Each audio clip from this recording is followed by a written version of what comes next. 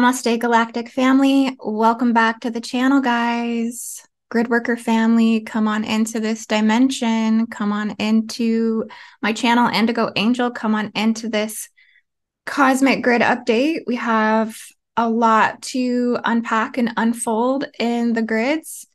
And I think it's really time to take a look at some activated grid systems according to the Atlantean timelines. All of the Atlantean networks that are running on a global scale, and some of the deeper spiritual meanings of the geological upheaval events that have occurred in specific locations that have been on my radar for various interconnecting reasons. So we're going to piece together some of this puzzle today, starting with North Africa, starting with Morocco, and then we'll wrap it up with just discussing some things that I feel have been coming up with California. And then we'll go into talking about the remote session that we're going to do in California on September 26th. So if you are looking for a gridworker community, you're looking to get involved in a gridwork group, always feel free to join mine. It's reasonably affordable, and we have a good time. And I think a lot comes through spiritually, energetically, in terms of healing the land, the grids. And I'd love to have you. So please consider joining us for the remote session. That's going to be a pre-scout remote view from Las Vegas to LA. It probably will incorporate some North African regions, as well as, you know, everything here is interconnecting across that 33rd parallel. And I'm excited to dive in. So links will be down in the description below for that. In the meantime, let's go ahead and pull up my Scribbles maps. As you guys know, I like to chart everything out so I can thoroughly explain it, and we can have that visual that, you know, enhances all of the information and that's trying to transmit and come through. Hope you guys got your tea and you're ready to dive in and party. Today I got my, actually don't have tea. I have mushroom coffee. I actually went ahead and took the dive and ordered the Rise mushroom coffee, which has all of like the main major mushrooms that you're supposed to be taking, lion's mane, turkey tail, all of them. And it's really good. I've been mixing it with a little bit of cinnamon, a little bit of vanilla, and a little bit of powdered sugar because I like things to be a little bit sweet. And honestly, it's fabulous. It's so good. So definitely shout out to mushroom coffee. It's pleasantly, surprisingly, it's pretty good. Okay, anyway, so let's go ahead and look at the map that we got going on to begin this update. Okay, so got my Scribbles map up here, and this is what you guys are looking at. Essentially, I've been working to chart locations in Algeria as I have been focusing on North Africa. As you guys know, I am going to Algeria for the month of November 2023. And I have a whole list of content that you should be expecting here on YouTube from that trip. So I hope not to disappoint whatsoever. I hope to bring forward new things that aren't being discussed, and really bring awareness to how fundamental the lands of North Africa actually are to our Atlantean ancestry and timelines and history and ancient records. And so I can't wait to, go through the unfolding of this quest. It's always a quest for me as things start to activate inside me and I get super prepared for what I'm about to experience. And because of that, I just want to give a really special thank you to everyone who has donated to the Algeria trip so far. Miss Kelly Curta, Cheryl Martin, and Amelia Roraback. Thank you, ladies, so much. So much. I just want you to know that these donations are really what makes it possible to be able to fund these kinds of trips. And so I just want to express my gratitude to you ladies. I look forward to really bringing forth the heart of Algeria, the content, the art pieces that's going to come forward. And so, yeah, it's going to be at a really exciting time. There's some really special places in Algeria. Some of you probably don't know much about it because honestly, I didn't either. And I'm coming to find out there's a lot of amazing jewels of the Sahara. That one of the main things that's there in Algeria that I'll be looking forward to visit is Teen Hinon's grave. And potentially Cleopatra Selene's grave as well, as she's also said to be buried in Algeria at a particular pyramid in the northern part of Algeria. And so that, and then there's also specific areas of the desert that are very, very sacred there. One of them being a place called Safar. And Safar is actually over here, this marker here, in a city close to a place called Djanet. And this is all like, it really looks like a melted city. I mean, it looks like a rock desert that's been essentially, it looks like nuclear catastrophe, but I mean, or just intense heat in which structures have been maybe melted down. So I'm just kind of zooming in so you guys can see this landscape here. But this is what Safar looks like. And so to actually trek into Safar, it's quite a brutal hike. Like you have to go, I think, like 3 to 5 days on foot and by camel, that you actually can't even drive into this terrain. But they do hold tours into this place. And there's a lot of really sacred ancient cities that are hidden in these really crazy rocky desert valleys. So I'm not sure if I'm going to be able to get to Safar completely just because of how much it entails. I mean, you really almost have to go and just plan for this trip. But I'm hoping to get some desert shots, maybe close by, and some other locations that can still exude the beauty of this desert. So I've become a desert lover. If you've seen my invocation, my Asherah invocation, you'll see that that was a time that I spent in Egypt in the White Desert.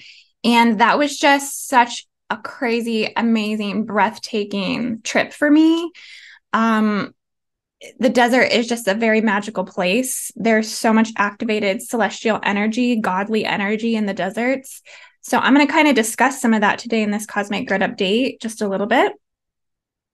But yeah, so there's a lot of things planned here that we're going to be trying to bring forward. And hopefully I can get it right for Algeria. You know, I think it's a place that's highly, highly spiritually protected, along with Morocco, along with Libya, Mauritania, the West Sahara.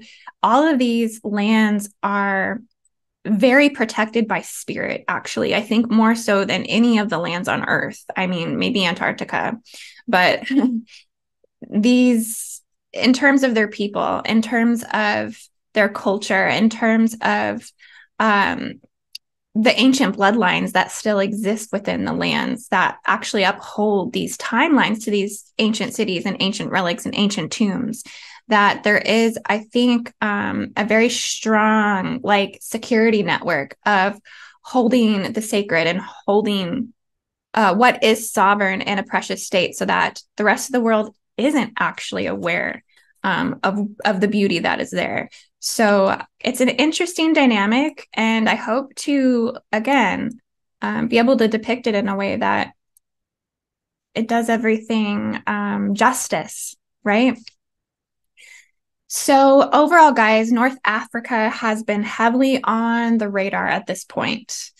So I really wanted to address the Moroccan earthquake that took place southwest of Marrakech. So this is Marrakech here, and this little picture where I've highlighted this red circle area, this is actually where that earthquake had occurred. And so this actually happened on September 8th. I'm sure many of you are already very well aware of it.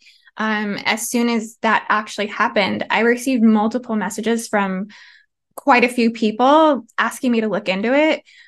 So I am a little late catching up about this, but I know that it is something of importance, and it really has came back around to my consciousness because of the severity of this quake, particularly in the Atlas Mountains, and also the unfolding of this geopolitical drama that is going on with this, and the seemingly manipulative tactics that are surrounding the mass confusion around the aid that is needed to help restore the communities from the earthquake devastation. So I think when there's always like a geopolitical drama that ignites from a devastation, you know, as we had just seen with the Maui fires and how much of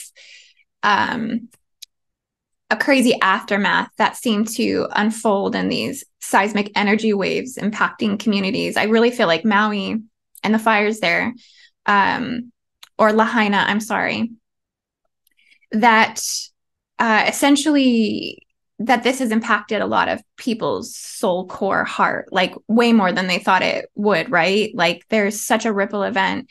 And then also the playing out of all of the distortion, the playing out of all of the manipulation, all of the geopolitical drama, all of the agendas that are unfolding and presenting and revealing themselves from these events. And so I think the same thing is actually happening more specifically with this Moroccan earthquake. So I really think when that happens, this really signifies the tampering.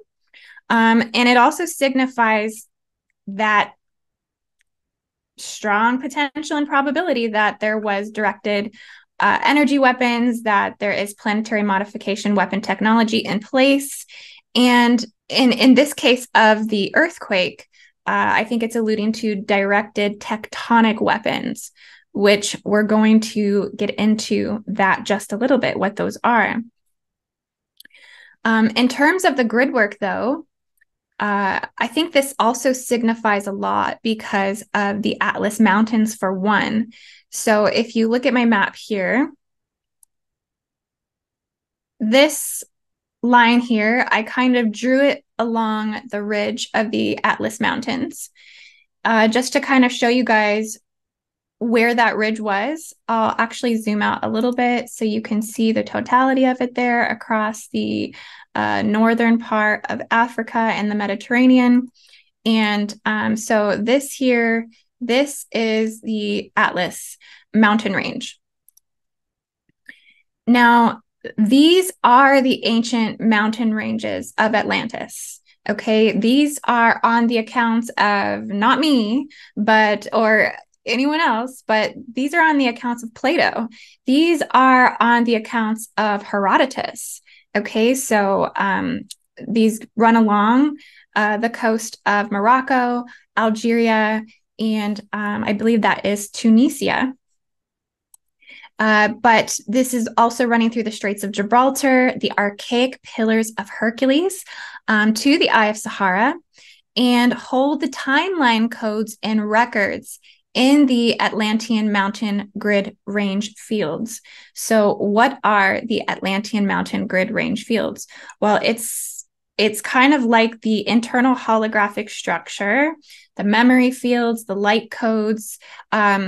It's essentially a heightened organic Atlantean crystallized light and sound matrices that runs pillar networks through those mountains, okay, connecting down into the Earth's core pillar, the Earth's spiritual body, the Earth's Merkaba body, the inner Earth access points.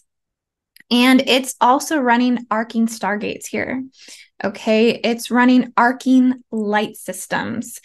As I was remote viewing in, I also seen rainbow holographic discs being held in those mountain grids, and also gateways to golden cities and crystal systems throughout the golden winds of Sahara. So I had to add a little poetic justice there with that.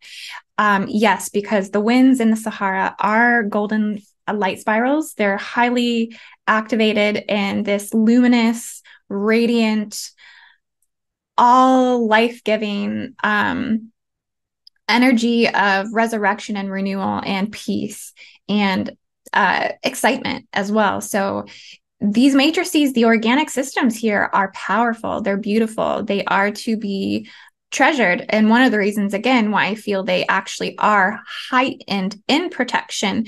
And I don't think we realize that so much, again, how much these lands are truly spiritually protected. But, you know, and there's a reason for that. These are the running Atlantean locations in the earth. Are there other places along the Atlantic coast that are also connected to the Atlantean grid structures? Yes, there are, but this is kind of where everything actually went down, according to, again, ancient philosophers and ancient scholars who were said to be the ones that were the ones directly receiving the original transmissions from the original ancient Egyptians. In turn, the ancient Egyptians being the descendants of the Berber people, the Berber tribes, which are the natives of these lands. So one thing energetically, according to the grid, spiritually, that I've been seeing with these events is that I think they've been activating the codes and the memories of Lake Triton. So I'm not sure if you guys have heard of Lake Triton. This is my depiction of it here, highlighted in blue. And this is actually a lake that used to coast the interior sides of the Atlas Mountain Range. It is an ancient Atlantean body of water that once existed and perished. And the lake is touching in Algeria, Tunisia, and then also Libya as well. And so I tried to label it the best I could, but this is most likely incorrect. Let me show you guys another picture of it that I found on Google. And you guys can look this stuff up, of course, but it's not the best picture. It's not even a full picture, but this is kind of where someone else was, you know, portraying this lake to have once been. It was hard to find, you know, anything that could truly be accurate, right? Like, we're not going to find probably actual accurate descriptions and locations of this. So we're kind of estimating this here.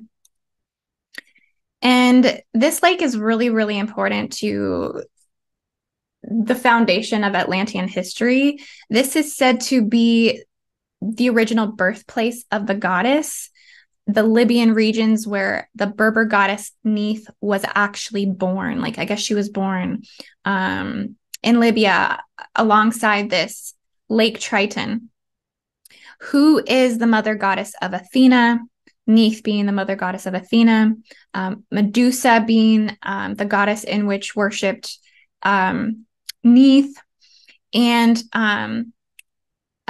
Neith being the daughter of Tanith. So Tanith being the actual wife of Baal. Again, so all of these goddesses kind of descending down through these lines, but Lake Tritonis said to be where this all ultimately began. And so this is where the warrior matriarchal tribes first appeared in the beginning timelines of Atlantis. And so some unknown collapse actually dried this lake up, and the remnants of it forever hold these ancient antiquities of Atlantis. Whatever remnants of Lake Tritonis that is still here hold the remnants and the memory codes, the memory fields of Atlantis. So I kind of asked the question, not that this really ties in fully to just kind of discussing the earthquake of Marrakesh in Morocco, but I asked the question, you know, does the collapse of Lake Tritonis signify the fall of womankind? I think there's a lot of overlapping and overlaying possibilities within this. But what I'm guessing is a possible earthquake occurred probably around this area and actually may have broken up this lake and then ultimately drained it into the Sahara. As I am coming to find out that earthquakes are they're very spiritually symbolic for change, for like karmic retribution to the lands being morally unclean, holding mass amounts of suffering, core world wounding, wrongdoing, dark memories of Armageddon codes in the grids. So earthquakes can really signify almost like the hand of God coming to really change, like crack the foundation to create a new foundation in which communities, cities, the collective ultimately stand on and within. So earthquakes can be natural and according to the hand of God. They can also be artificial and be pushed through the spike matrix inside of the earth, which is just another form of saying caused by some beast machines. And then, or also aggravated with plate tectonic weaponry. Again, something we'll talk a little bit more about in this update. So ultimately, we're going to come back over here, just kind of paying attention to this red circle over here. The events of Morocco, I think this is signifying and signaling how on a spiritual level, on a gridwork, organic, technological level, let's say these earthquakes are naturally occurring and there's not a form of tectonic weaponry involved, which I think both things are playing out simultaneously. I'll be honest with you. I think the positive and the negative simultaneously occur. And so these space-time portals in the Atlas Mountains seem to be very activated at this time overall. I know if I got the call to go there, you know, something's going down because I don't get the call to go places unless the passageways, the doorways, the gateways are really, really opening up. And I feel like it's keys that I have to unlock.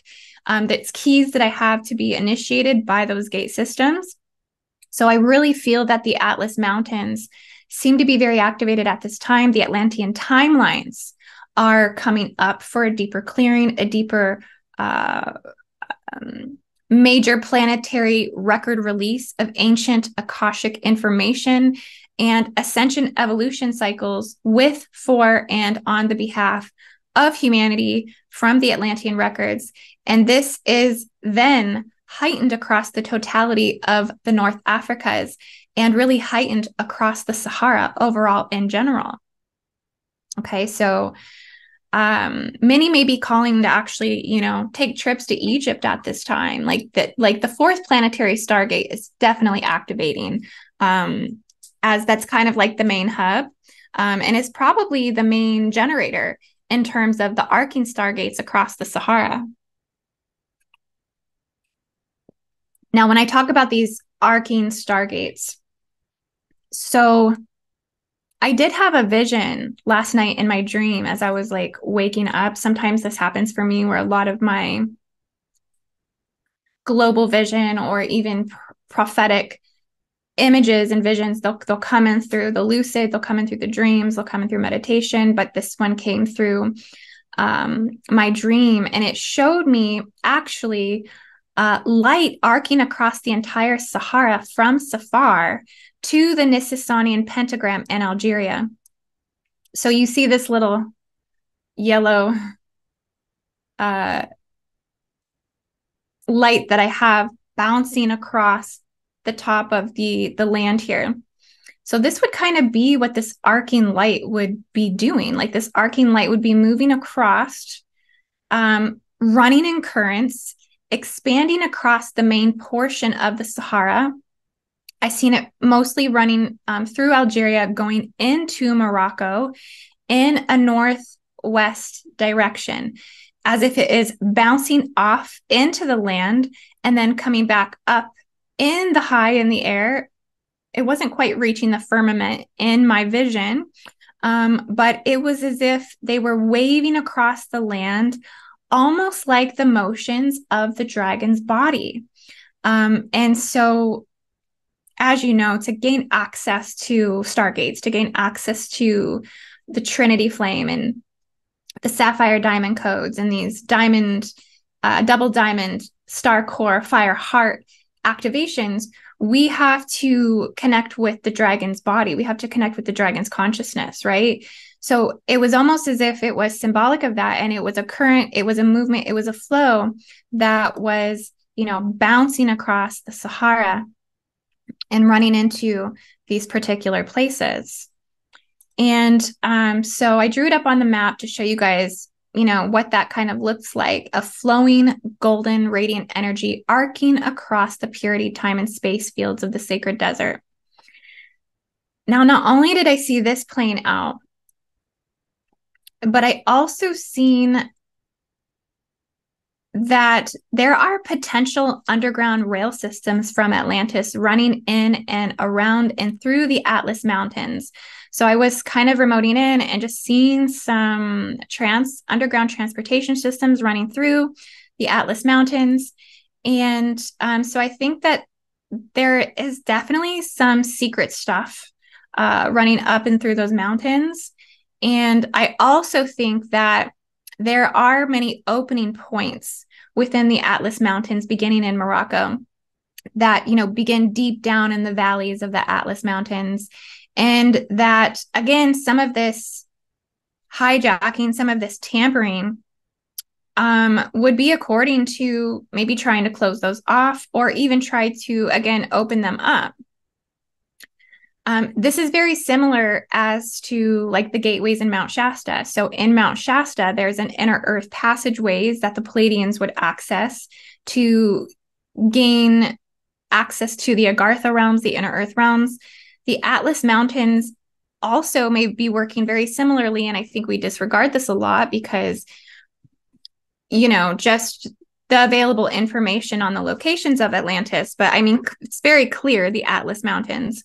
But this also may be working as an inner earth gateway to particular alien factions as well, such as the Anunnaki, reptilians, Draco reptilians, to inner earth realms, but also the dragon, also the seraphim realms. These may be access points here into those inner earth seraphim cities, because this is something I've also been seeing for a while, that there are golden inner earth seraphim light cities.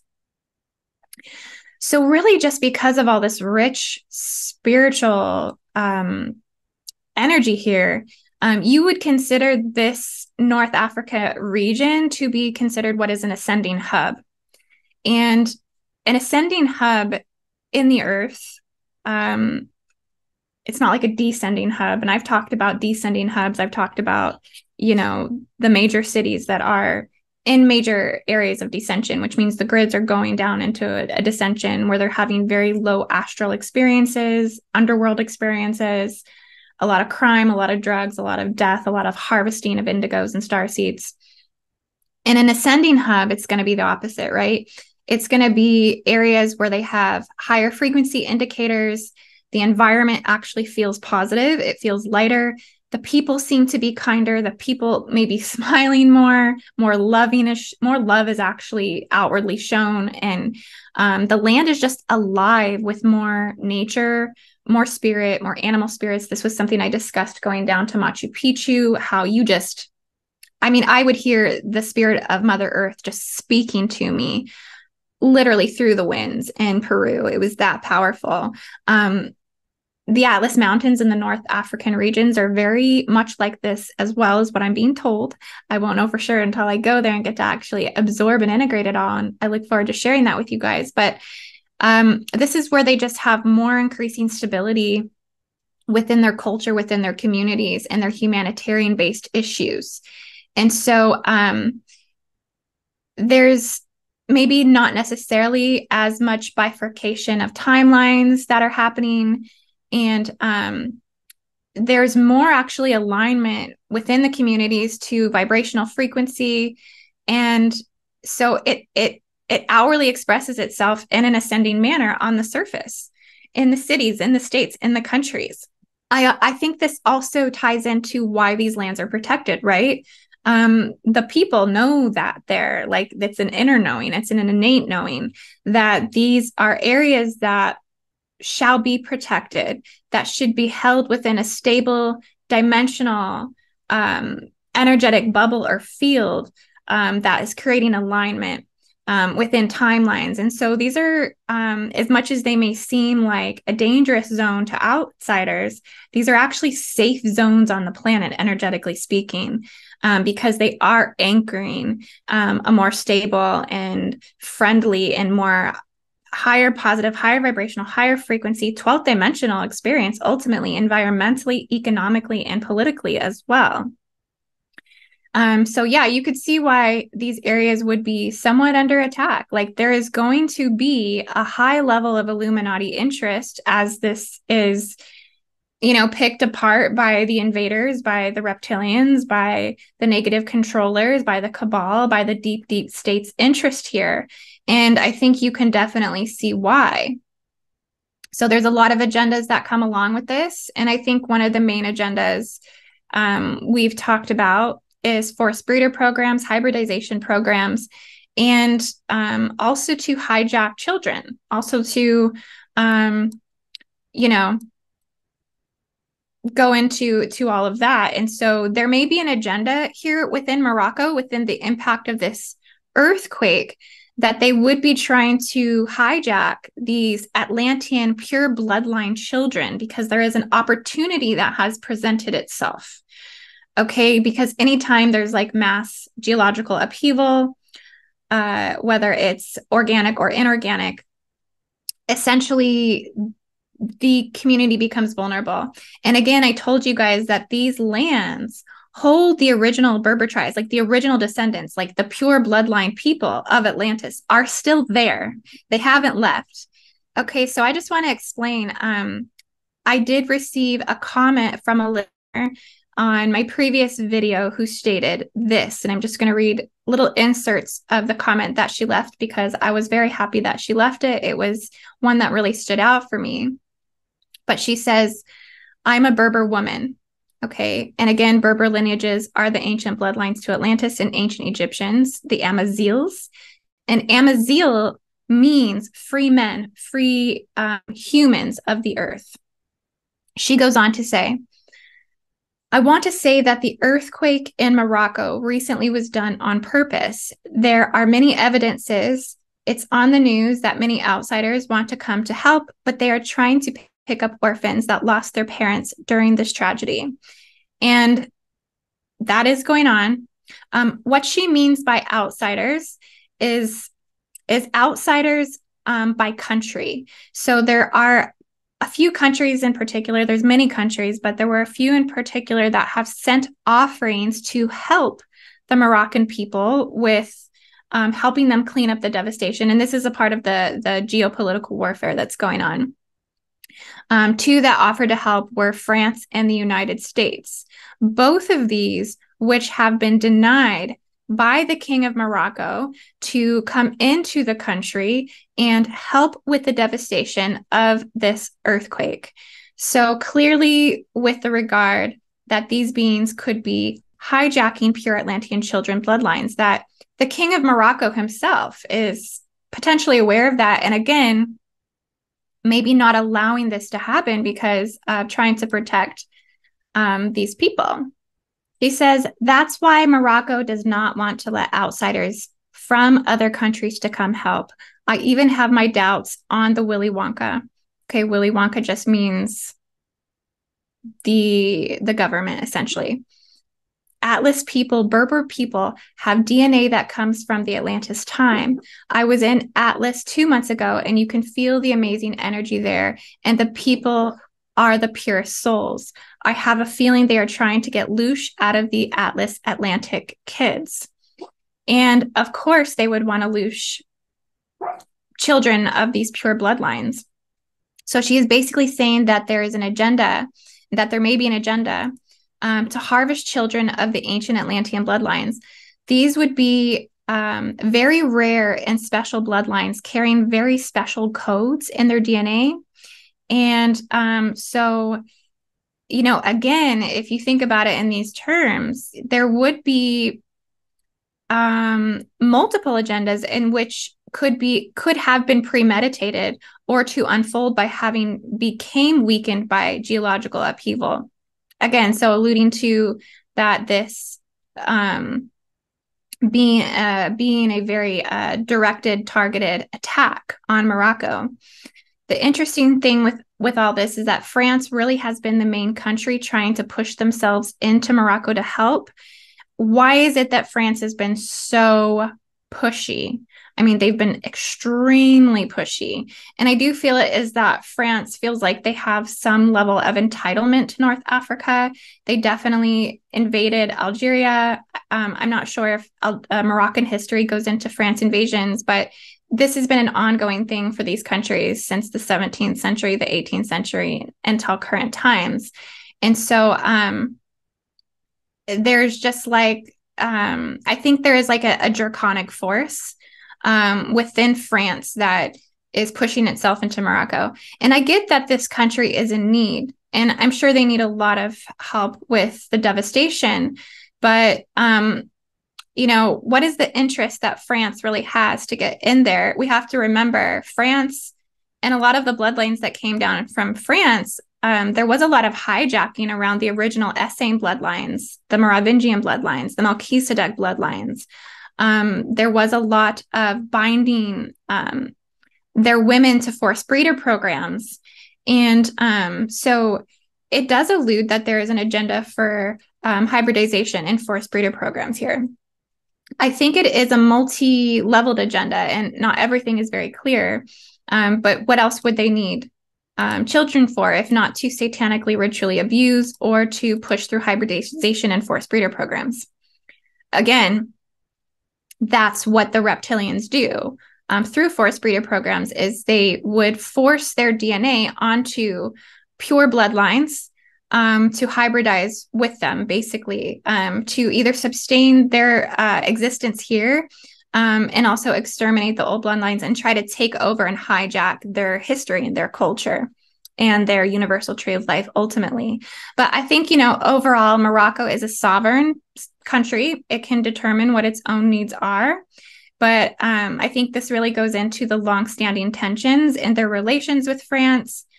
France has accused Morocco of spying on them with the spyware Pegasus. So there's a lot of drama, I think, between leaders. And then also the tensions between Morocco and Algeria as well, because I think that there's a long territory dispute over Algeria and Morocco, over areas of the Sahara and territory as well. So there's just a lot of stuff going on there. But essentially, I think the overall issue is that the Berber descendants, and I don't know if the king of Morocco is of a Berber descent. I would assume that he would be. It's why he's the king. Maybe he's the current king of Atlantis, right? In some ways. But it's as if, they do have an inner knowing to guard their special relics that are buried in those sands. The descendants of the Berber people haven't been chosen to protect the Sahara, chosen to protect the original lands of Atlantis, true Atlantean soul bodies, protecting the jewels of the Sahara. Some things, I think, are so hidden in plain sight that we can't even see it. I think we've been arguing over Atlantis. We've been arguing if Atlantis still exists, if the people of Atlantis are all gone. Wouldn't it be crazy if they're still here in plain sight and we just completely overlook this? That's kind of what I'm seeing with all of this. Now, the synchronicity of this particular earthquake event in Morocco, another thing that signifies this being something we should look at, is that this earthquake happened at 11:11 p.m. at night, right? We all know that 11:11 is a portal gateway.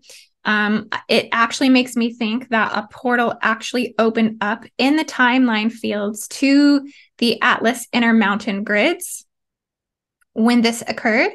Okay. Again, cosmic Akashic releases, race morphogenetic field releases inside of the planet, celestial body releases, and timeline releases. It's really sad because a lot of these people who were impacted by this earthquake, they just were not ready at night for this. Like, probably a lot of people were already in bed, and it's just this terror creeping insidious earthquake to basically shake them out of their beds. Nobody's prepared for it. They said the death toll is close to 3,000 people. Rest in peace.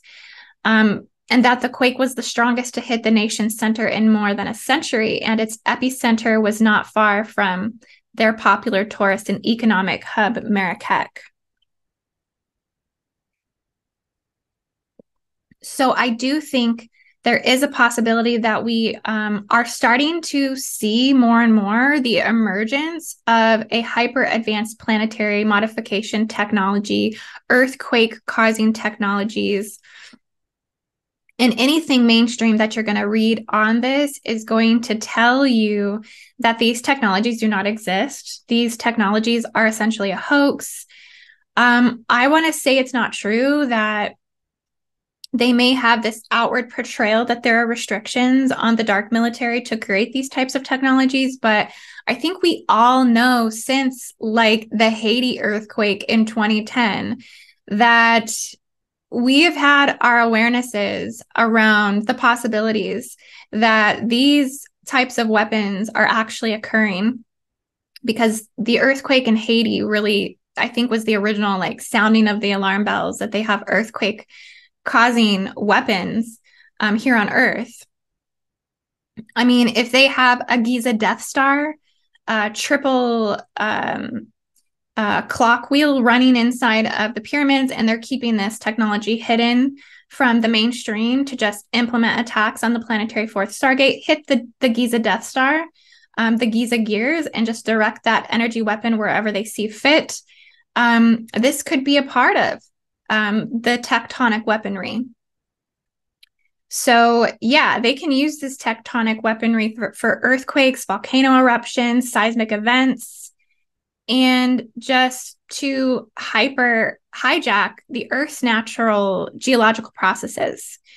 I do believe that this actually all began, I think, in academics in Russia, in that they started to, I guess, work on these things. It started in Russia.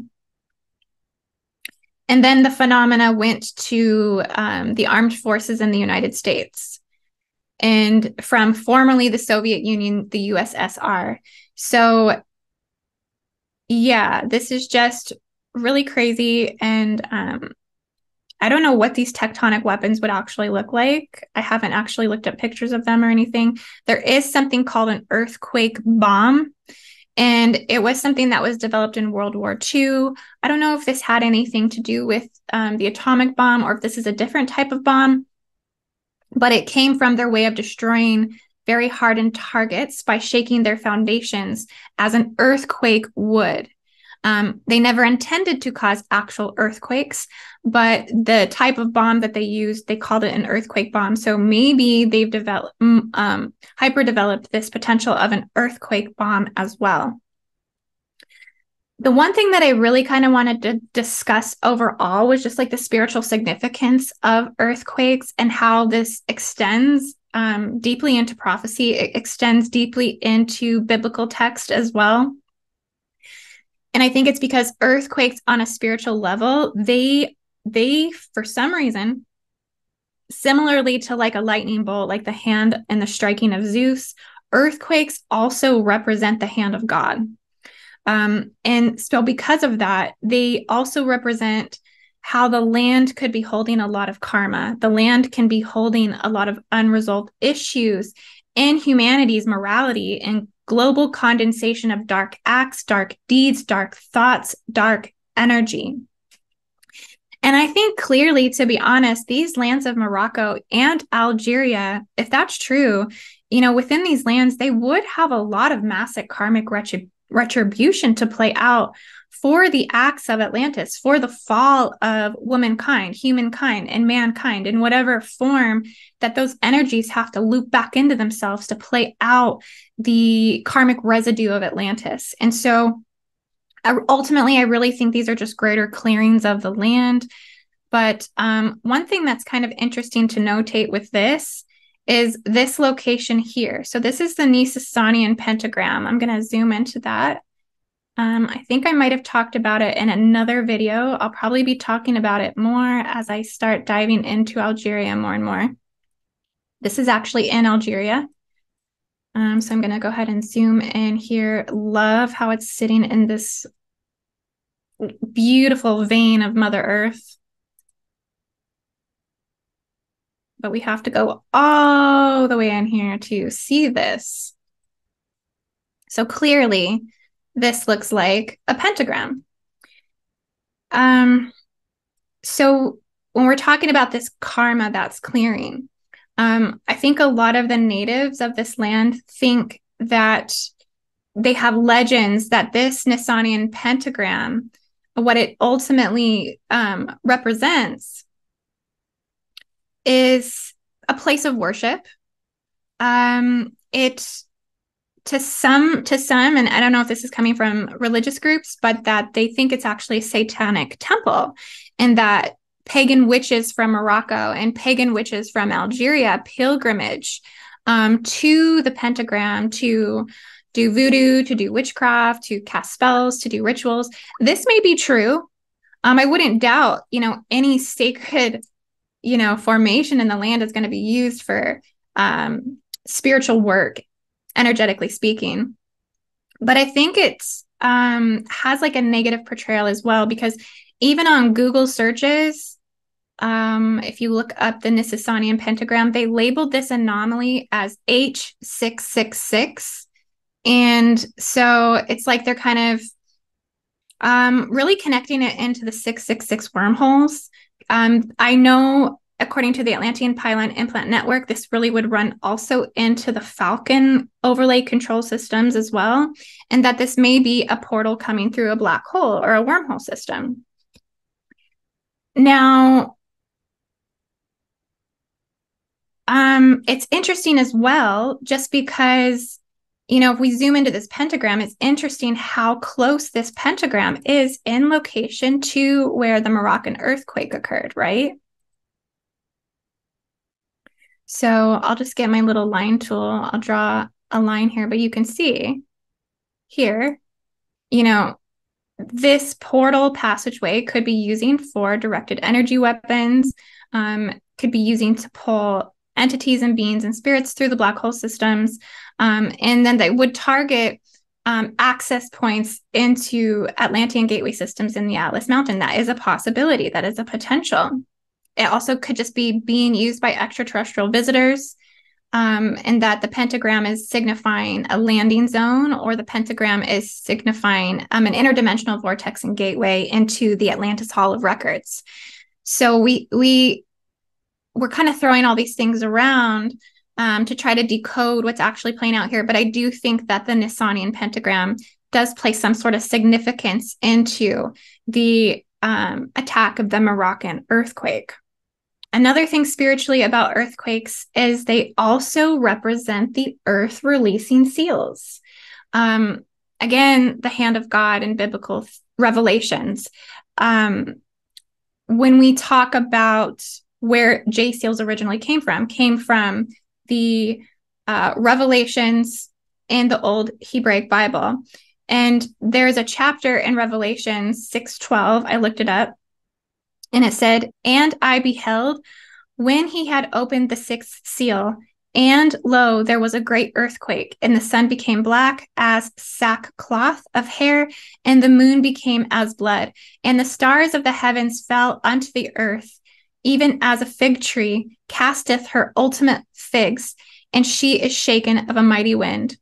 And so it makes me wonder, when we have these massive upheavals of earthquakes, is this signifying the release of the sixth seal? Is this signifying the prophecy of Revelations to unfold? That's happening on some level. Overall, spiritually, earthquakes can also serve to open up grave sites. There's a chapter in Matthew 27:51. The earth shook, the rocks split, and the tombs broke open. That could also leave some indication and clues, is that if there are sacred tombs, sacred spirits, sacred resurrection, sacred ascension that's taking place, would God play the hand in breaking and opening up sacred tombs that have to release with these energies as well? Overall, again, earthquakes playing the hand of God, there's a lot to look over this in the Bible. So the greatest earthquakes of the Bible. Let's look at this article here. So earthquakes came about in day 3 of creation week. I'm not going to read all of these chapters. Earthquakes were a part of Noah's flood. Earthquakes were definitely involved in the destruction of Sodom and Gomorrah. Earthquakes were involved in the Moses on Sinai. Earthquakes were involved in Korah's rebellion in the wilderness. This was a crisis of leadership developed among the children of Israel in the wilderness. Numbers 16:140. Korah and all his men were killed and their possessions taken, as the land on which they camped split apart and closed back upon them. God destroyed them because they rebelled against him. It's like earthquakes are definitely taking this like judgment or the hand of God in terms of reprimanding people. The fall of Jericho, Philistine camp near Geba, Elijah on Mount Horeb, Amos earthquake of 750 BC, Qumran earthquake of 31 BC, also the crucifixion in Jerusalem, April 3rd, 33 AD. So yeah, this is a big one, you guys. Earthquakes went off through the crucifixion of Christ. After 3 hours of darkness at midday, April 3rd, 33 AD, the Lord Jesus exclaimed the words, "It is finished," and he died on the cross. Immediately, the curtain of the sanctuary of the temple was torn. A great earthquake occurred. Rocks were broken, and many dead saints were resurrected from their tombs. Again, earthquakes signify tombs opening. So what tombs needed to open up in Marrakech, in the Atlas Mountains? That's what I'm kind of leading towards, is like, who's buried over there of great significance? We need to look into that. The resurrection in Jerusalem prayer meeting, summer 33 AD, the prison at Philippi.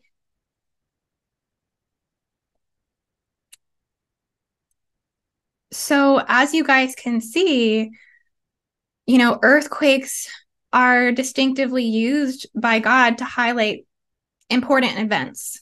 So I think it's important that we pay attention to these earthquakes, right? Like, let's look at the spiritual meaning of why they're playing out, because I think this will again allude to spiritual prophecy and the ascension cycles here taking place on Earth. And because of that, I just briefly wanted to touch on California. So I don't have a lot on California. I actually didn't even do any charting on California just yet. I do have other maps where I've charted things in California, but in significance, I think that these grids are related and connected to the lands of North Africa. And having that said, you know, California is known to have a lot of earthquakes. So when we look at areas that are ridden with earthquake, well, is it because there's a lot of karma in that land? Is it because those lands constantly have to have the foundation cracked and fundamentally restarted, resurrected, and opened up to new timelines because of the negative vibration, because of the descending hubs that exist there? California, LA, Malibu Beach, all of these areas are descending hubs, okay, where a lot of negativity is being put into the land from people, whether it's harvesting of indigo souls, whether it's homelessness, whether it's sex trafficking, child trafficking, you know, all corruption, all greed, all killing of animals, lots of killing and slaughtering of animals, the mentality, gender mutilation, just the slaughtering of basic human principles of creation. So I think the reason why California, just because it's on a fault line, I get that. And we all know, like, the prophecy of California with the earthquakes, that if a 7 to 9 point scale earthquake hits the southern part of the San Andreas Faults, California may be darn near knocked off into the ocean, right? Like, this is something that isn't far out of reach for California. Like, this is a potential, this is a probability that could happen in California. You know, why really is that truly? Like, think about the hand of God that's playing out. And so the more that I dive into California's past, really they went through multiple centuries of brutal conflicts and near eradication of all of America's native people.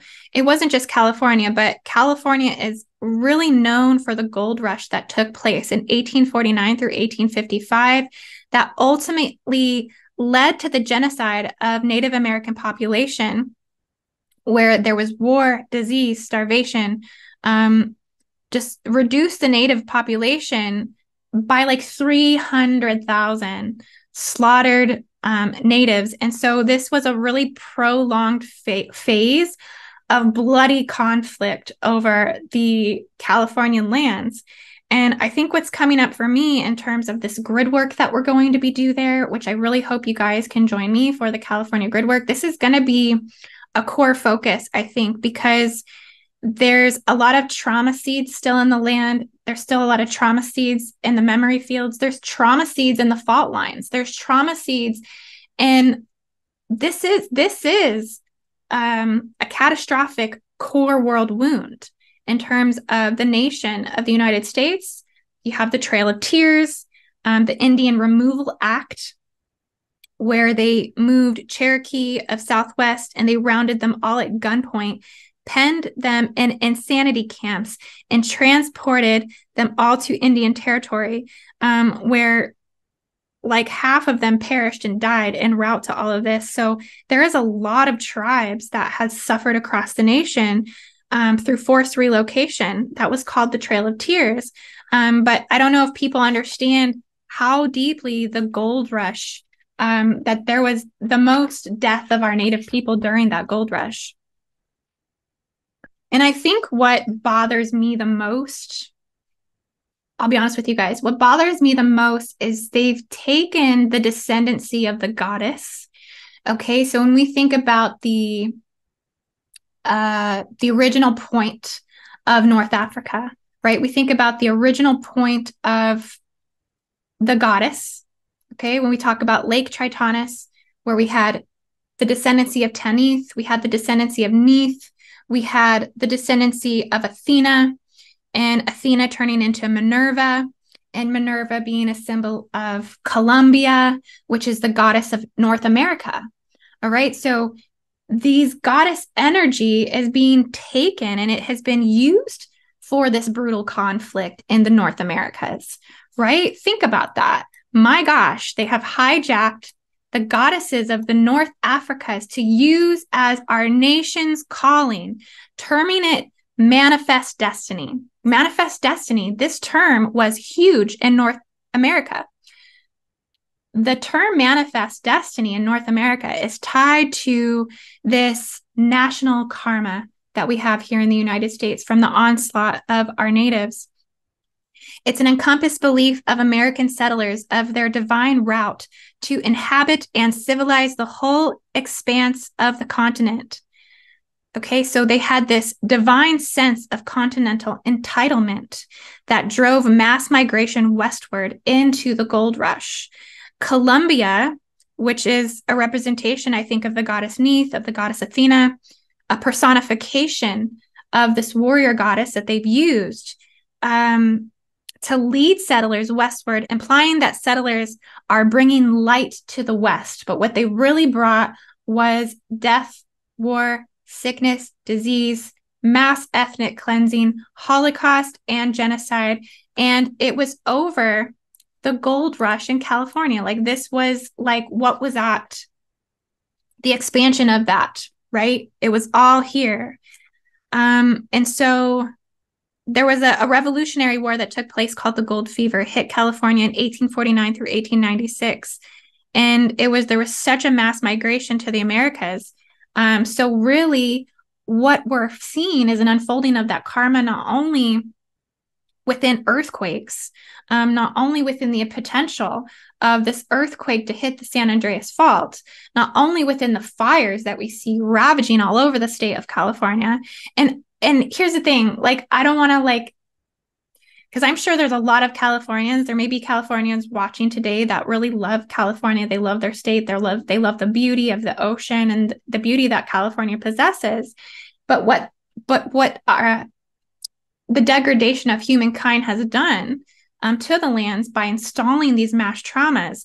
I think it's a bleeding out into the grids that affects, everybody who essentially migrated to the Americas from Russia, from Europe, from China to India, that this manifest destiny of coming to the new world is holding a lot of debt and national karma to all of this 200 years of brutal conflict on these lands. And so I think it's just interesting that the earthquakes are bringing forward this truth. I think this is what's clearing through the Akashic records, even through the Atlantean times, is the eradication of the native people and the complete disregard for those that were here on this land to protect the core essence of the land, right? The shamanism of the land, which is now what Gridworker technology ultimately represents. So I really recommend you guys to get on board with Gridworker technology, join Gridworker groups, join my Gridworker group. We're going to be doing a total deep dive of clearing the lands. We're going to go Las Vegas to California. We're going to tie this into North Africa. We're going to do this on September 26th at 1:00. So I will leave links down in the description for this remote session. Again, I'd love to have you join me. And I hope that this update brought some awareness over around the bigger picture of the spiritual indebted warfare that we're all a part of, according to our genetics, according to our predispositions of soul contracts that tie us into this suffering. And so we all got to come together and work on it in one way or another, right? So yeah, I'd love to see you at the remote session. Also, if you're interested in doing J seal removal or Draco seal removal, I do offer that under my services tab, as this is one way to clear the body from these global distortions, from the detriment of needing to release the seals, biblically speaking. Not that this is coming from a biblical place, but it's just coming from a place of modification and manipulation and tampering of human genetic and soul code. And so we want to clear and restore this back down to our original core blueprint as much as we possibly can, because this is ultimately in turn what feeds the land. There is a well-known spiritual biofeedback system from our consciousness to the earth's consciousness. And so as we do these clearings and healings, we greatly actually make big, significant changes within the spiritual realm. And again, that's why I also taught the course, the implant and seal removal course, if you want more information on how to do these removals yourself and also be a practitioner to remove seals and implants. So everything will be down in the description. I hope you guys enjoyed this energy update. I will be back. I do believe tomorrow I'll be doing a show with Ishmael Perez. So it'll be interesting to see which direction this conversation is going to go. And so tune in tomorrow. I love you all so much. Namaste.